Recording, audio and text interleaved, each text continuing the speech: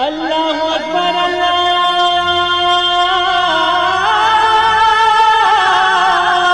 اکبر۔ السلام علیکم ورحمۃ اللہ وبرکاتہ۔ الحمدللہ رب العالمین والصلاة والسلام علی اشرف الانبیاء والمرسلین نبینا محمد وعلی آلہ وصحبہ اجمعین ومن تبعہم بإحسان الی یوم الدین، اما بعد۔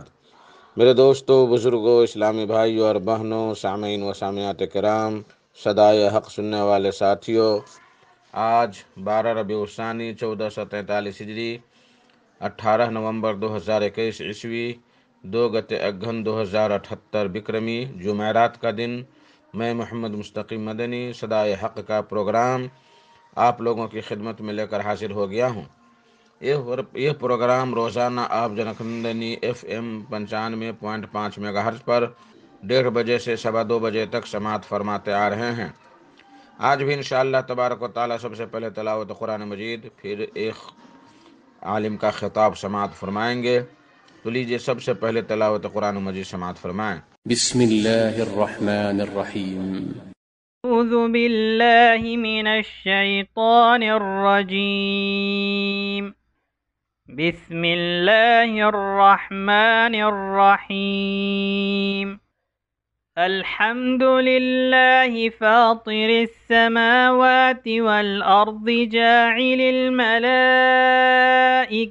رسلا اولی اجنحۃ مثنی وثلاث ورباع یزید فی الخلق ما یشاء ان اللہ علی کل شیء قدیر۔ ما یفتح اللہ للناس من رحمة فلا ممسک لها وما يمسك فلا مرسل له من بعده وهو العزيز الحكيم۔ يا أيها الناس اذكروا نعمة الله عليكم هل من خالق غير الله يرزقكم من السماء والأرض لا إله إلا هو فأنا تؤفكون۔ اللہ اکبر اللہ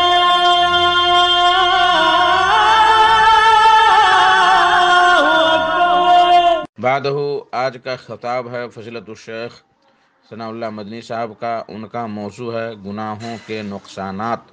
تو لیجئے شیخ سے ان کا خطاب سماعت فرمائیں۔ الحمدللہ کفا وسلام علی عبادہ الذین اصطفیٰ، اما بعد، اعوذ باللہ من الشیطان الرجیم، بسم اللہ الرحمن الرحیم۔ وما اصابکم من مصیبت فبما کسبت ایدیکم ویعفو عن کثیر، رب اشرح لی صدری ویسر لی امری واحلل عقدۃ من لسانی یفقہوا قولی، رب زدنی علما سبحانک لا علم لنا الا ما علمتنا انک انت العلیم الحکیم۔ تمام قسم کی تعریفات اللہ وحدہ لا شریک، خالق کائنات، مالک ارض و سما اور مدبر انسجاں کے لیے ہیں۔ اس کے بعد بے شمار درود و سلام نازل ہو جناب محمد الرسول اللہ صلی اللہ علیہ وسلم پر کہ اللہ رب العالمین نے انہیں رحمت للعالمین بنا کر بھیجا۔ اللہم صلی علی محمد وعلی آل محمد کما صلیت علی ابراہیم وعلی آل ابراہیم انک حمید مجید۔ اللہم بارک علی محمد وعلی آل محمد کما بارکت علی ابراہیم وعلی آل ابراہیم انک حمید مجید۔ محترم سامعین کرام، بزرگوں، دوستوں، ساتھیوں اور خواتین اسلام، میں نے سورہ شورا سورہ نمبر 42 کی آیت نمبر 30 آپ کے سامنے پڑھی ہے۔ اس مناسبت سے میری تقریر کا عنوان ہے گناہوں کے نقصانات۔ سامعین کرام، گناہ کیا ہے؟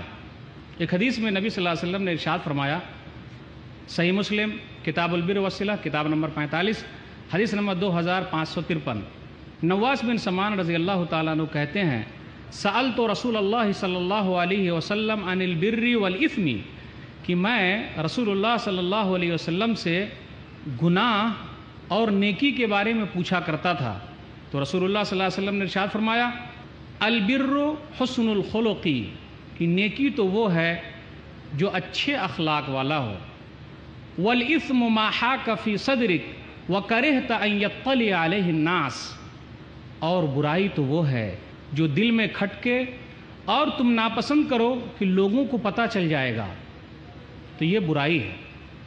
گناہ چھوٹا ہو یا بڑا، نافرمانی کی شکل میں بھی ہے، معصیت کی شکل میں بھی ہے، گناہوں کی بہت ساری قسمیں بھی بنتی ہیں، لیکن انجام کے اعتبار سے گناہ کا نقصان ہی نقصان ہے۔ میں پوچھنا چاہتا ہوں، ہم اور آپ جو کام کرتے ہیں فائدے کے لیے کرتے ہیں، فائدہ ہوگا تو کریں گے، فائدہ نہیں ہے تو نہیں کریں گے، لیکن گناہ ایک ایسا کام ہے کہ نقصان ہے، لیکن اس کے باوجود بھی ہم کرتے ہیں۔ وقتی طور پر لذت محسوس ہوتی ہے، لیکن انجام اس کا بہت زیادہ خطرناک ہے۔ ہم اور آپ جانتے ہیں اللہ تعالیٰ نے کس وجہ سے نوح علیہ السلام کی قوم کو برباد کیا؟ یقیناً آپ کا جواب ہوگا گناہ کی وجہ سے، معصیت کی وجہ سے، نافرمانی کی وجہ سے۔ اللہ تعالیٰ نے قوم عاد کو کیوں ہلاک کیا؟ یقیناً آپ کا جواب ہوگا گناہ کی وجہ سے، معصیت کی وجہ سے، نافرمانی کی وجہ سے۔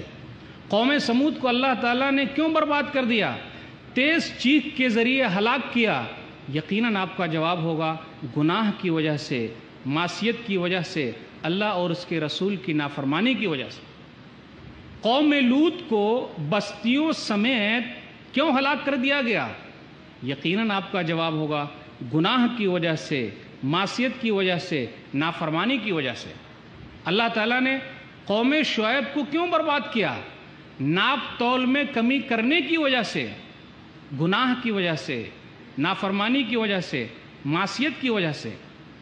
قارون کو اللہ تعالیٰ نے کیوں ہلاک کیا، زمین کے اندر دھسا دیا؟ گناہ کی وجہ سے، معصیت کی وجہ سے، نافرمانی کی وجہ سے، اللہ اور اس کے رسول کے قانون کو توڑنے کی وجہ سے۔ جو لوگ اللہ اور اس کے رسول کے قانون کو توڑتے ہیں تو اللہ تعالیٰ اس کو پکڑ لیتا ہے۔ سورہ عنکبوت سورہ نمبر 29 آیت نمبر 40، فَكُلًّا أَخَذْنَا بِذَنبِهِ فَمِنْهُمْ مَنْ أَرْسَلْنَا عَلَيْهِ حَاسِبًا وَمِنْهُمْ مَنْ أَخَذَتْهُ الصَّيْحَةُ وَمِنْهُمْ مَنْ خَسَفْنَا بِهِ الْأَرْضَ وَمِنْهُمْ مَنْ أَغْرَقْنَا وَمَا كَانَ اللَّهُ لِيَظْلِمَهُمْ وَلَكِنْ كَانُوا أَنفُسَهُمْ يَظْلِمُونَ۔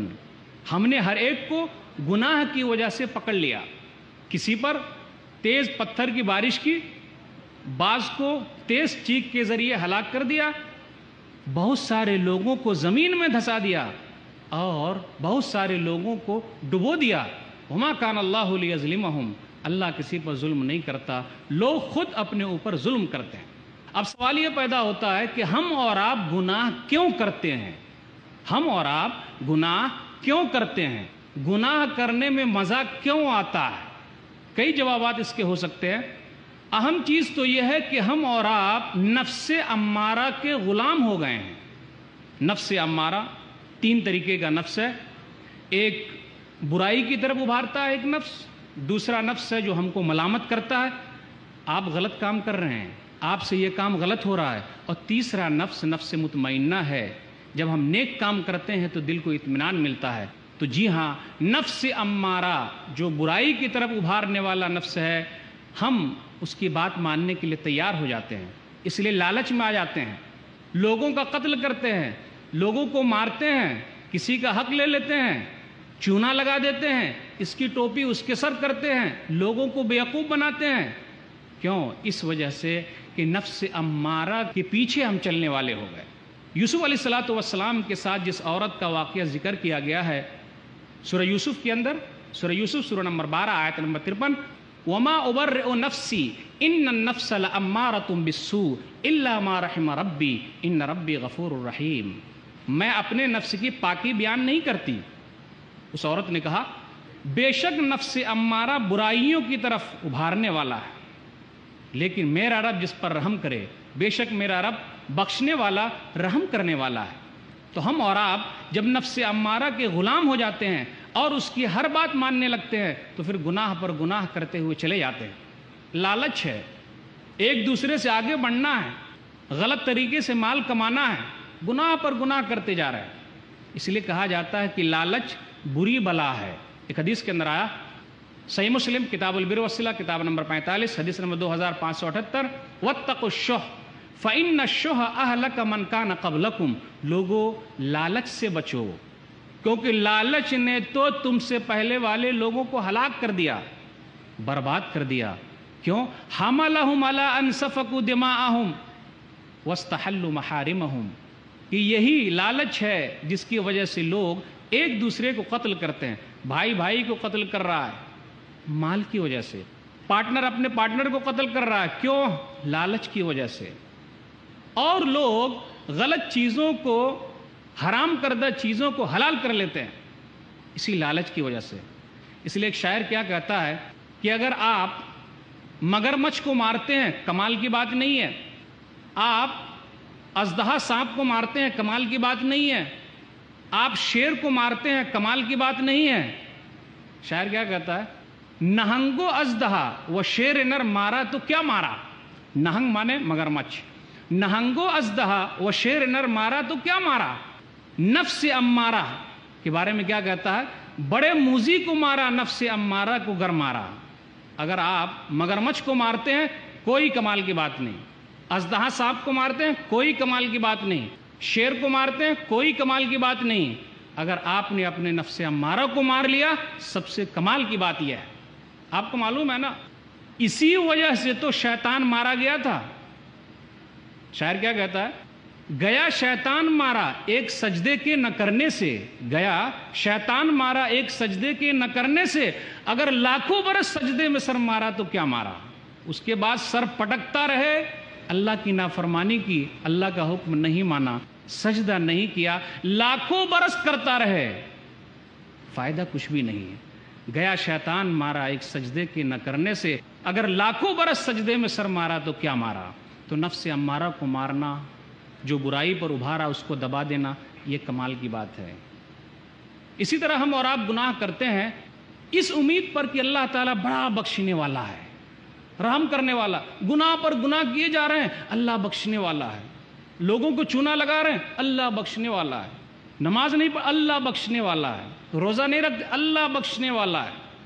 اللہ نے حج کے لیے طاقت دی ہے، جاتے نہیں، اللہ بخشنے والا ہے.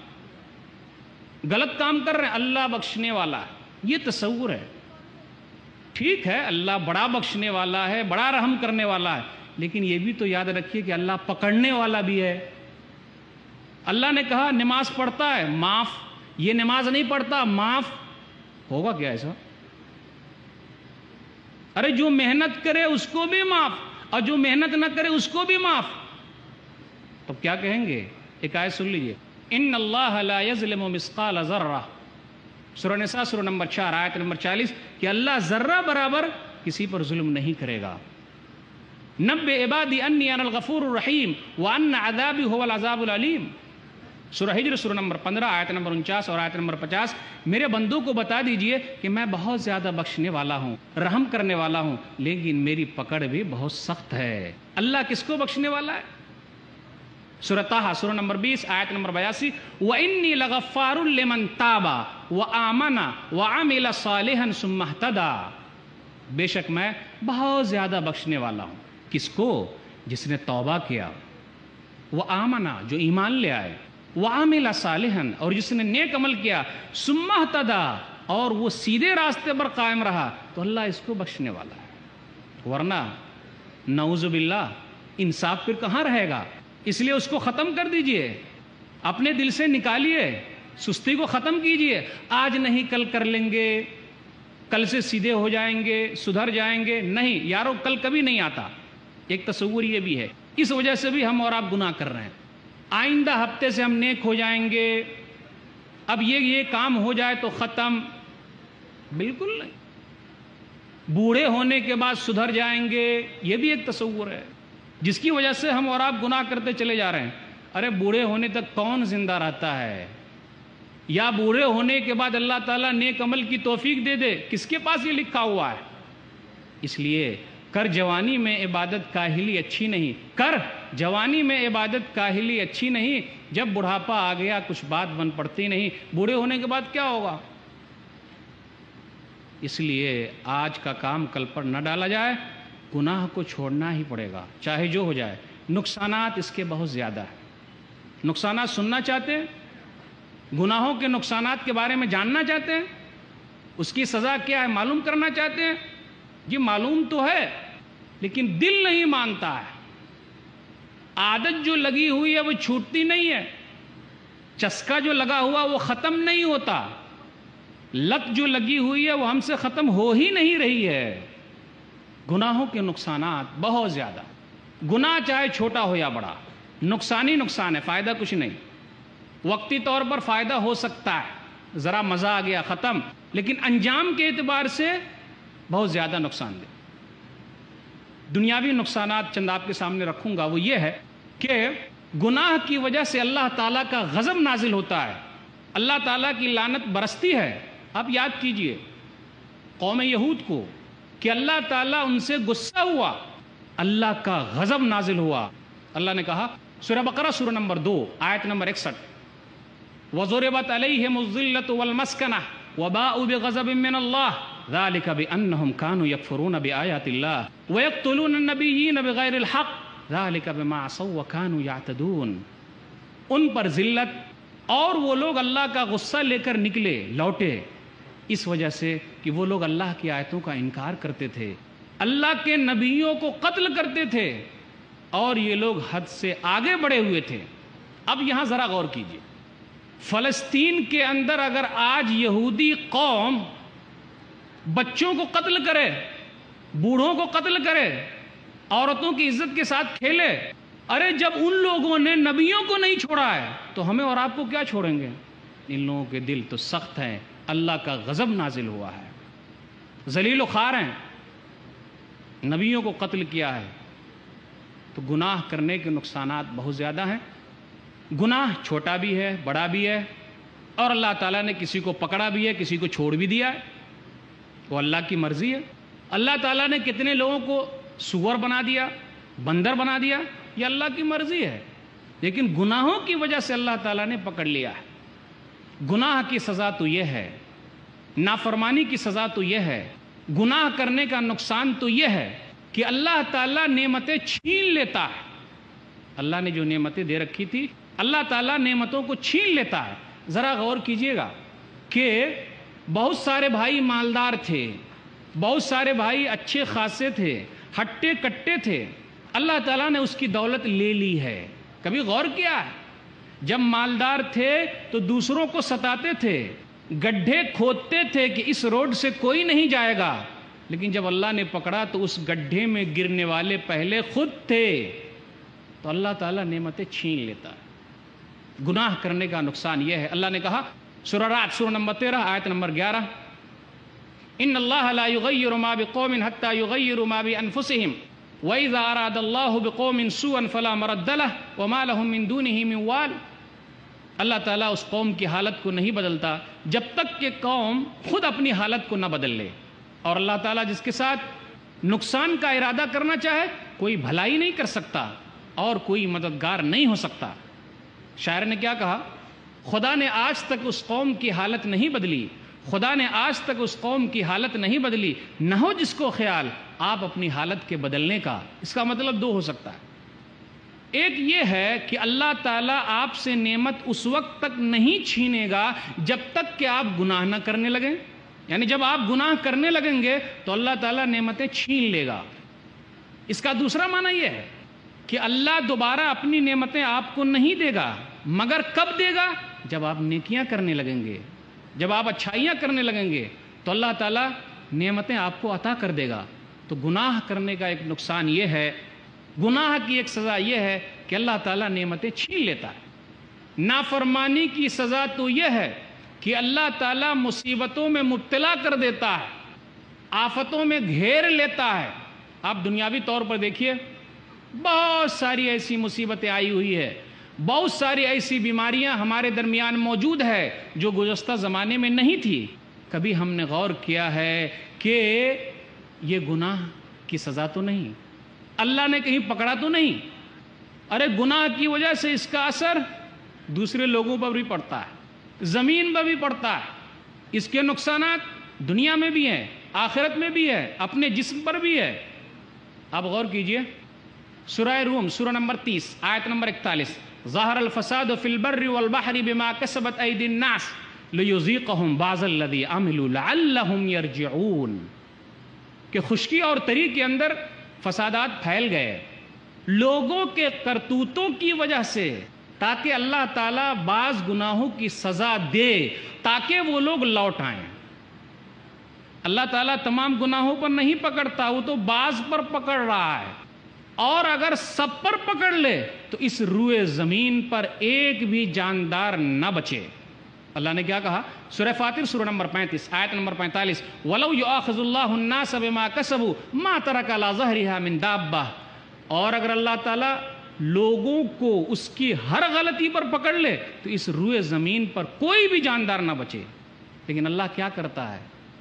معمولی چیزوں پر نہیں، خاص اہم چیزوں پر کبھی کبھی پکڑ لیتا ہے، اور بہت سارے گناہوں کو تو وہ معاف فرماتا ہے۔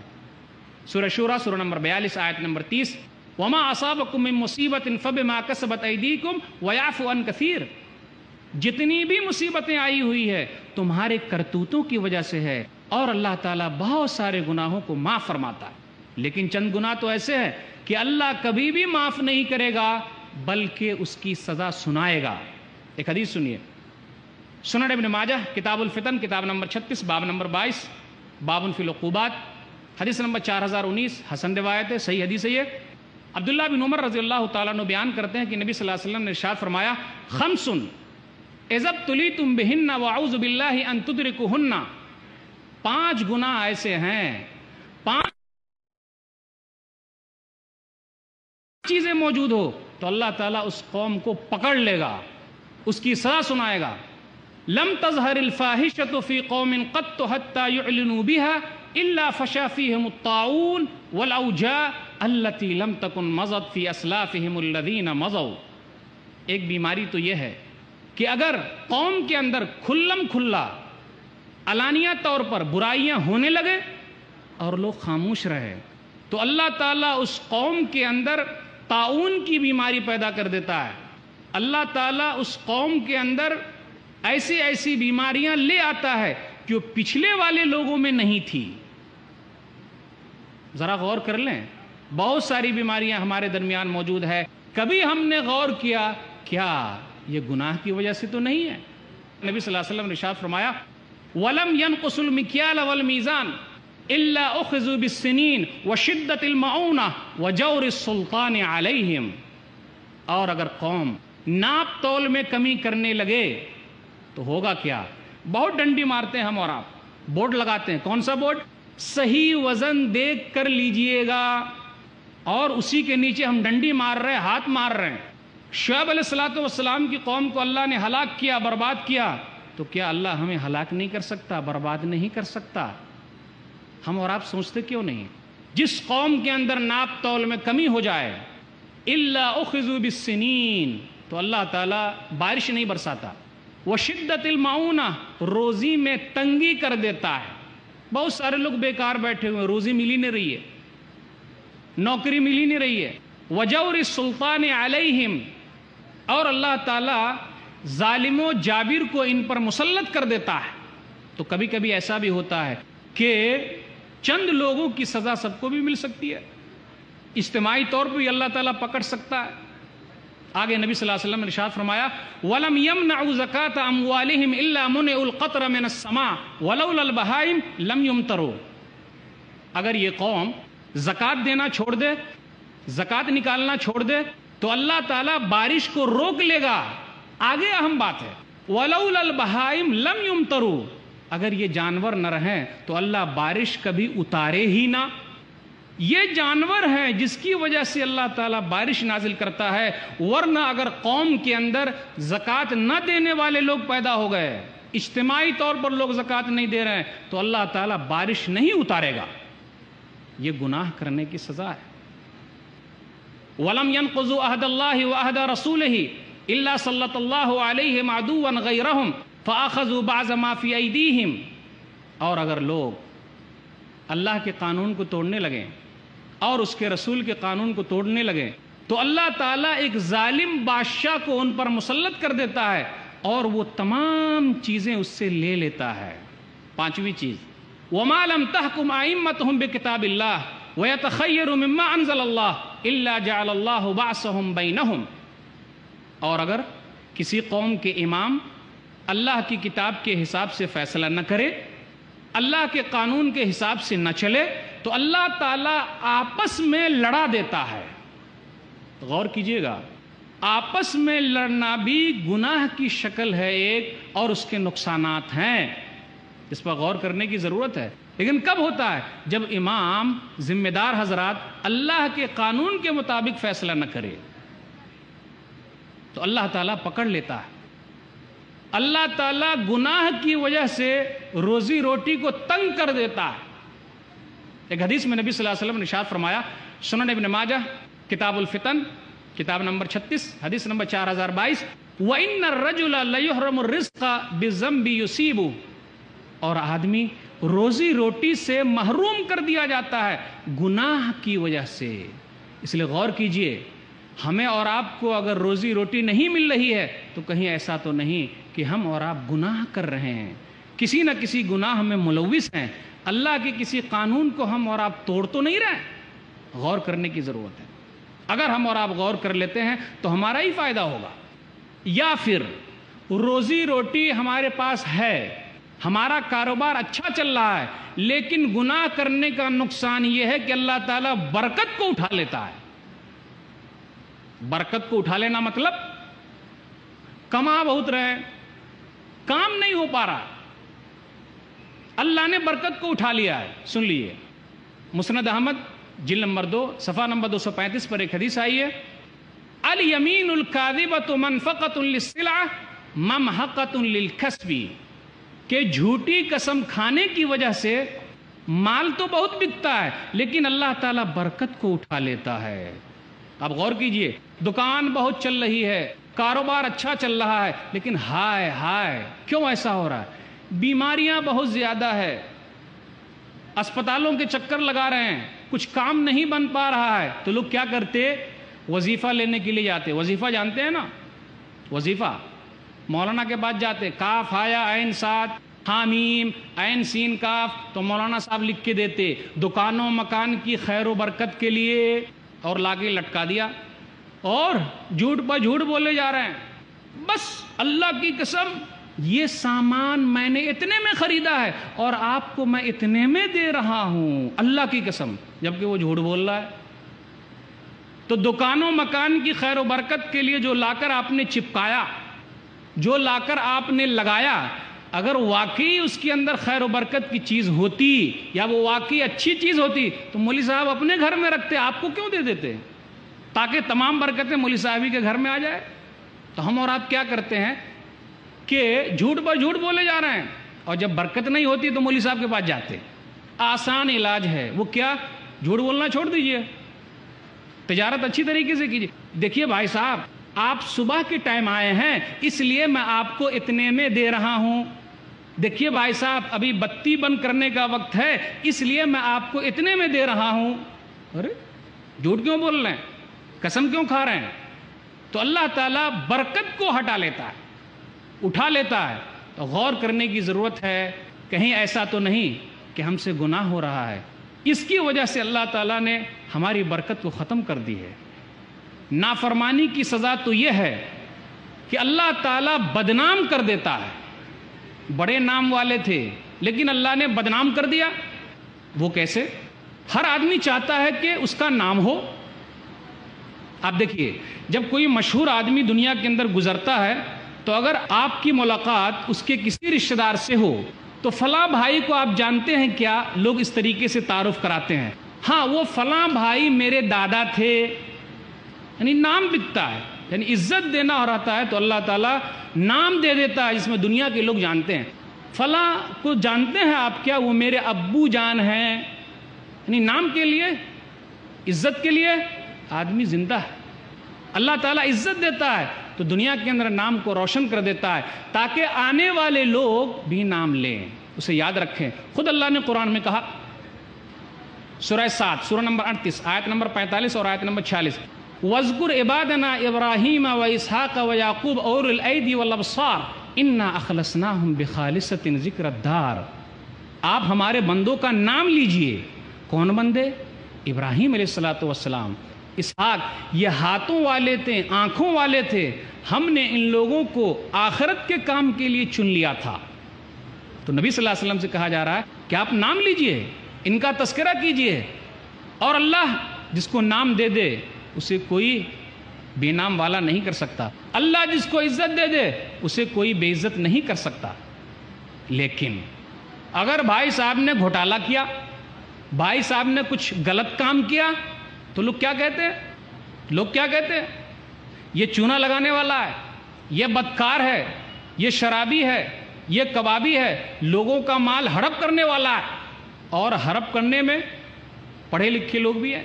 لوگ کہتے ہیں نا بھائی علم نہیں ہے تو غلط کام کر رہے ہیں، دینی علم نہیں ہے، دینی تربیت نہیں ہے تو لوگ غلط کام کر رہے ہیں۔ بڑے بڑے گھوٹالے کون کرتے ہیں؟ پڑھے لکھے لوگ کرتے ہیں۔ رشوتیں کون لوگ لیتے ہیں؟ پڑھے لکھے لوگ لیتے ہیں۔ لوگوں کو چونا کون لوگ لگاتے ہیں؟ پڑھے لکھے لوگ لگاتے ہیں۔ تربیت کی کمی ہے، اخلاق کی کمی ہے، تو لوگ برے نام سے یاد کرنے لگتے ہیں۔ تو یہ برے نام سے یاد کرنا کسی گناہ کی سزا ہے۔ کہیں کمشنر تھے یہ، لیکن اب برطرف کر دیے گئے ہیں، سنا ہوگا آپ نے۔ بڑے عہدے پر تھے لیکن ہٹا دیے گئے ہیں، کیونکہ انہوں نے قوم کے مال میں خرد برد کیا ہے، گھوٹالہ کیا ہے، امانت میں خیانت کی ہے۔ اس لیے اللہ کہتا ہے سورہ حج سورہ نمبر 22 آیت نمبر 18، وَمَن يُهِنِ اللَّهُ فَمَا لَهُ مِن مُكْرِمٍ، اور اللہ تعالیٰ جس کو ذلیل کر دے اسے کوئی عزت نہیں دے سکتا۔ تو گناہ کرنے کی سزا یہ ہے، معصیت کی سزا یہ ہے کہ اللہ تعالیٰ بدنام کر دیتا ہے۔ میں صرف دنیاوی نقصانات آپ کے سامنے ذکر کر رہا ہوں، اور وہ بھی مختصر۔ گناہ کا ایک اہم نقصان تو یہ ہے کہ آدمی کے اندر سے حیا کا مادہ ختم ہو جاتا ہے۔ گناہ کیا، بے حیائی کی، تب برائیوں میں وہ ملوث ہو گیا۔ جبکہ حیا آدمی کے اندر ہو، شرم آدمی کے اندر ہو، تو برائی کرنے کے لیے ڈرے گا، وہ لاجے شرمے نہیں کرے گا، لوگ کیا کہیں گے۔ تو یہ چیز اتنی بڑی رکاوٹ ہے کہ آدمی کو گناہ سے روکنے والی۔ بھائی اللہ تعالیٰ تو دیکھ ہی رہا ہے کہ ہم اور آپ کیا کرتے ہیں، لیکن اگر انسانوں کا ڈر بھی بیٹھ جائے تو پھر کام بنے۔ اللہ کا ڈر تو ہے ہی۔ آدمی دنیا میں بھی یہی چاہتا ہے کہ لوگ ان کو بدنام نہ کرے، لیکن جب آدمی گناہ کرنے لگے، چھوٹے چھوٹے گناہ سے بڑے گناہ میں ملوث ہو جائے، تو حیا کا مادہ ختم ہو جاتا ہے۔ اب وہ بے شرم ہو گیا ہے، حیا کا مادہ اس سے نکل گیا ہے، بے شرمی اس کے اندر آ گئی ہے، پھر اس کو جو کرنا ہے وہ کرے۔ ایک حدیث کے اندر آیا، صحیح بخاری کتاب الادب کتاب نمبر 78 حدیث نمبر 6120، اذا لم تستحی فاصنع ما شئت، جب تمہارے اندر شرم نہ ہو پھر تم جو چاہو کرو۔ تو آج دیکھ لیجئے، بے حیائی عام ہے، عریانیت عام ہے، بے غیرتی عام ہے، غیرت نہیں ہے، غیرت ہم سے نکلتی چلی جا رہی ہے۔ کبھی ہم نے غور کیا کسی نقصان میں ہم مبتلا ہیں، کس گناہ کی سزا ہم کو مل رہی ہے؟ دل کے اندر سے وہ مادہ نکلتا جا رہا ہے، اور اگر حیا آ جائے، آدمی گناہ کو چھوڑ دے۔ الحیاء من الایمان، صحیح مسلم کتاب الایمان کتاب نمبر 1 حدیث نمبر 36، کہ حیا جو ہے ایمان کا ایک حصہ ہے۔ الحیاء لا یاتی الا بخیر، صحیح مسلم کتاب الایمان کتاب نمبر 1 حدیث نمبر 37، کہ حیا بھلائی ہی لانے والی ہے۔ اس لیے اپنے اندر شرم پیدا کیجئے، اپنے اندر غیرت پیدا کیجئے، جس کی وجہ سے نقصان سے بچ سکتے ہیں۔ اللہ تعالیٰ دنیا کے اندر ذلیل و خوار کر دیتا ہے، پست کر دیتا ہے۔ ذرا غور کیجئے، کہیں ایسا تو نہیں کہ آج دنیا کے اندر سے ہماری جو بادشاہیت ختم ہوتی چلی جا رہی ہے، ہم سے حکومت ختم ہوتی چلی جا رہی ہے، دنیا کے اندر ہماری اب کوئی حیثیت نظر نہیں آ رہی ہے، کسی گناہ کی سزا تو نہیں ملی ہے۔ کیا بیان کیا جائے، کیا نہ بیان کیا جائے؟ تو اللہ تعالیٰ کیا کرتا ہے، دوسری قوموں کو مسلط کر دیتا ہے، اور دوسری قومیں موجودہ قوم کو ذلیل و خوار کرتی ہیں۔ ایک حدیث کے اندر آیا، سنن ابی داؤد کتاب الملاحم کتاب نمبر 36 حدیث نمبر 4297، یوشک الامم ان تدع علیکم کما تدع الاکلۃ الی قصعتها، ایک وقت ایسا آنے والا ہے کہ دنیا کی قومیں آپس میں تمہارے خلاف اسی طریقے سے ہو جائیں گی جس طریقے سے کھانے والے کھانے کے پیالے پر دسترخوان پر ٹوٹ پڑتے ہیں۔ اللہ کے رسول صلی اللہ علیہ وسلم، کیا ہم لوگ کم ہوں گے؟ وَمِن قِلَّةٍ نَحْنُ يَوْمَئِذٍ، کیا ہماری تعداد کم ہوگی؟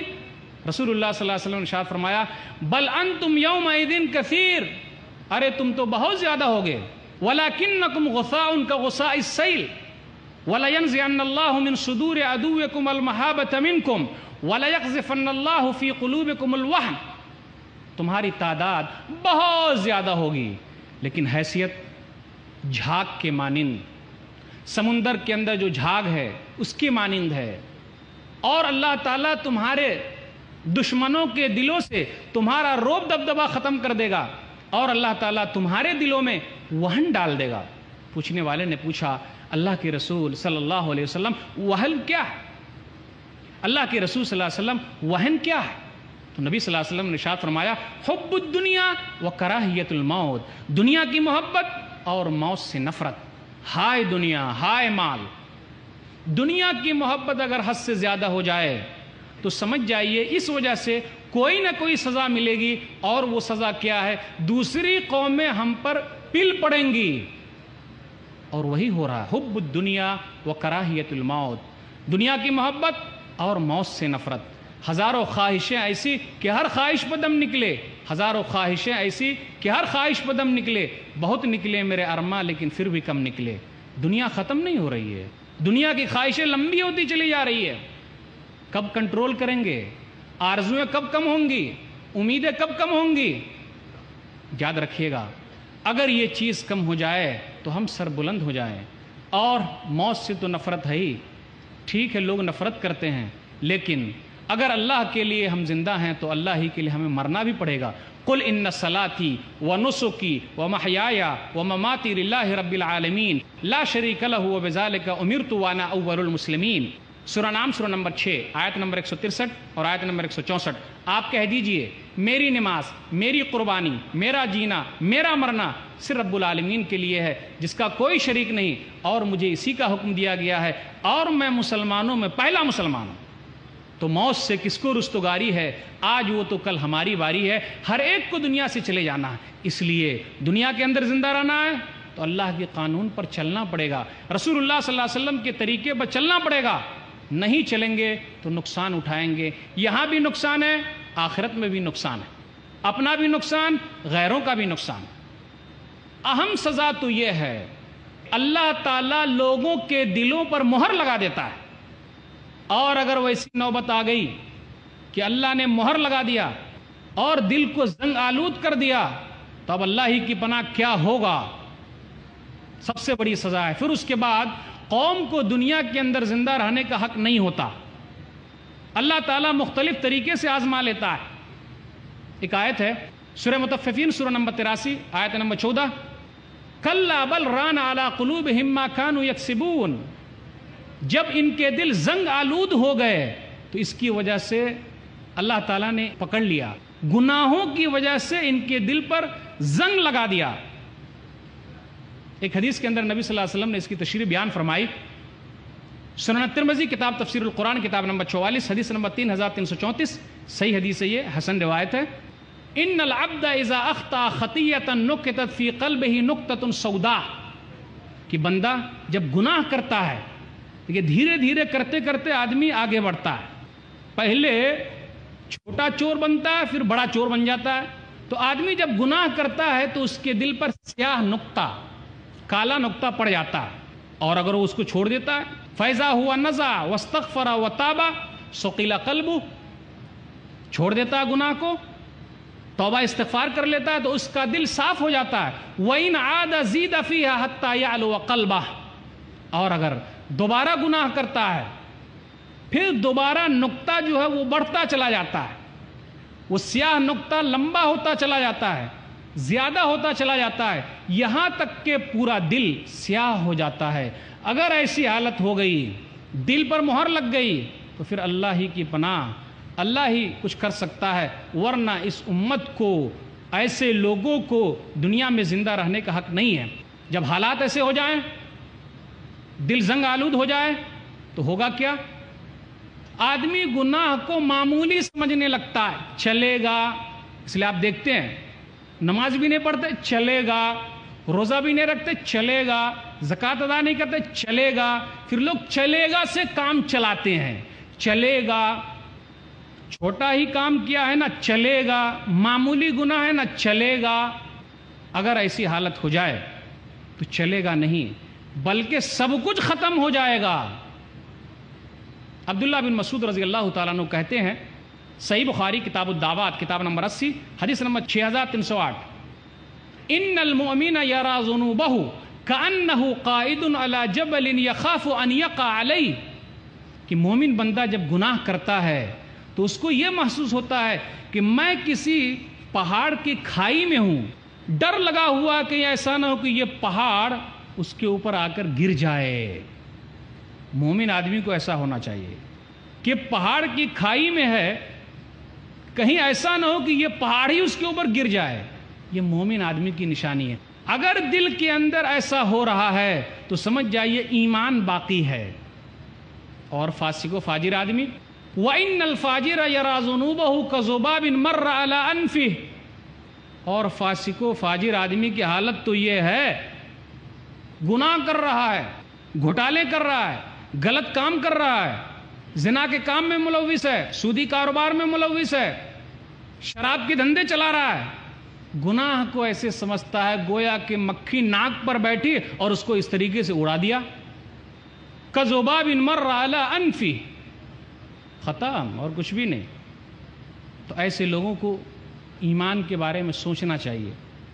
انس بن مالک رضی اللہ تعالیٰ عنہ ایک بات کہتے ہیں، صحیح بخاری کتاب الرقاق کتاب نمبر 81 حدیث نمبر 6492، انکم لتعملون اعمالا ہی ادق فی اعینکم من الشعر ان کننا لنعدها علی عہد النبی صلی اللہ علیہ وسلم الموبقات، تم لوگ بڑے بڑے کام کرتے ہو لیکن اس کو بال کی طرح معمولی سمجھتے ہو۔